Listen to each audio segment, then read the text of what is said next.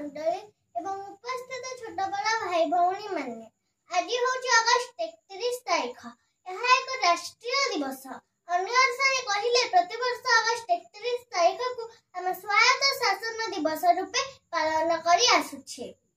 आपण माने जानते जे स्वायत्त शासन को प्रांजल भाबरे कहले स्वयोग आयत समान स्वायत्त अर्थात निज आयत्तर शासन व्यवस्था को यथार्थ स्वायत्त शासन व्यवस्था बोली कहा जाए।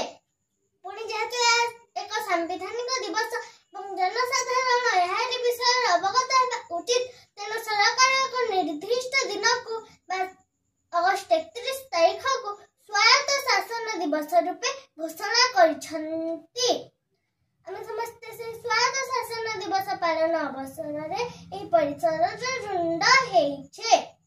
प्रथमतः स्वायत्त शासन व्यवस्था दुई भाग रे विभक्त होइछे। प्रथमटी हैला सहरांचल स्वायत्त शासन व्यवस्था और द्वितीयटी हैला ग्रामांचल स्वायत्त शासन व्यवस्था। पुणी द्वितीय सोपान रे यह तीन भाग रे बंटा होचंती। याके हैला सहरांचल कॉर्पोरेशन म्युनिसिपालिटी एवं एनएसी तथा ग्रामांचल समरूप रे पौर परिषद ग्राम पंचायत और पंचायत समिति रूपे नामित करा जायछि। यह नुहे कि स्वायत्त शासन व्यवस्था आधुनिक युग रे आरंभ होला, बरं यह लोह युग तथा ताम्र युग रे प्रचलित होई आसुछि। सेतबेले गाँ लोक के गाँ स्थानीय शासक रूपे गाँ मुखिया को मानुथिले, परंतु आधुनिक युग रे स्वायत्त शासन व्यवस्था रो जनक हेले लॉर्ड मेयो।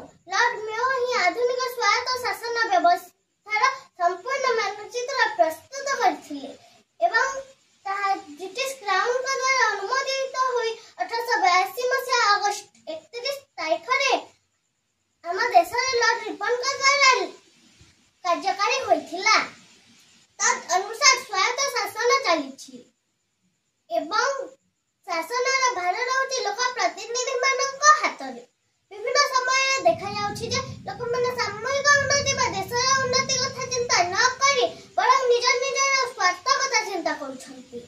ताहाको आलोकरे उत्कल गौरव मधुसूदन दास लिखिछन्ति, जाति नंदी घोष चलिबा कि भाई स्वार्थ को सारथी कले तारे किरे गाड़ी दानार तोबड़ा घोड़ा मुहे बंधा थिले। तेणु आमे सर्वदा सर्वोपरि देश कथा आग चिंता करिबा उचित।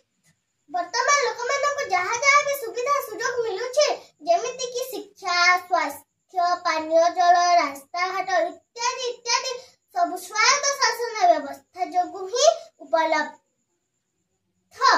आमे समस्ते किपरि भलरे रहिबा, आम देश किपरि उन्नति करिबा से विषय रे चिंता करि काम करिबा विधेय। एति कहि मो वक्तव्य रखुछि। धन्यवाद।